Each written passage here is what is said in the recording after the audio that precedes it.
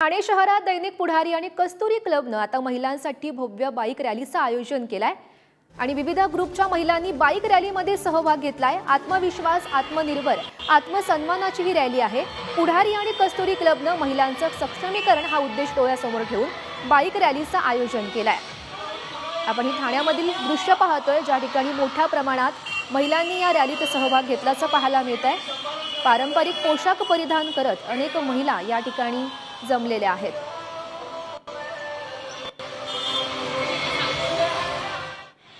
पुढारी आणि कस्तुरी क्लब तर्फे या बाईक रॅलीचं आयोजन करण्यात आलंय।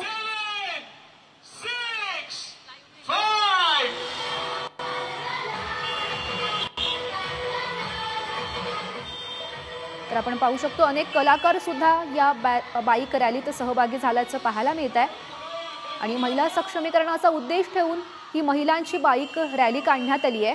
आणि आपण ही ठाण्यातील दृश्य पाहतोय। बाईक रॅलीला महिलांकडून मोठा उत्स्फूर्त प्रतिसाद खरं तर पाहायला मिळतोय।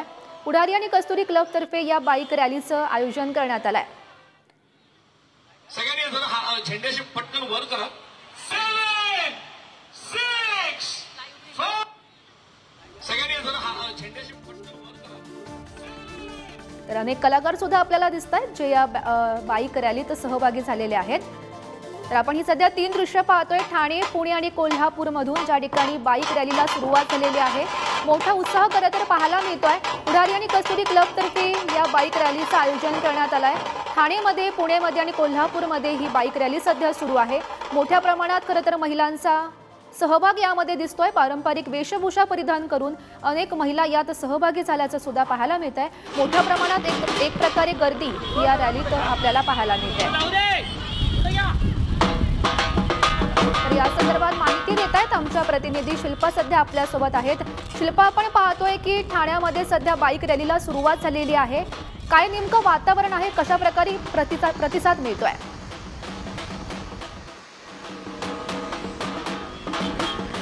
नक्कीच गौरी, दैनिक पुढारीच्या वतीने महिला सशक्तीकरण यासाठी बाईक रॅलीचे आयोजन केलेलं आहे। यामध्ये असंख्य महिला या रॅलीमध्ये सहभागी झालेल्या आहेत। विशेष करून वयोवृद्ध महिला ज्या आहेत त्या देखील यामध्ये सहभागी झालेल्या आहेत। 76 वर्षाच्या आजी देखील या रॅलीमध्ये सहभागी झालेल्या पाहायला मिळतात। वेगवेगळे ग्रुप या रॅलीमध्ये सहभागी झालेले आहेत आणि या ग्रुपच्या माध्यमातून ते वेगवेगळ्या प्रकारचे संदेश देत आहेत।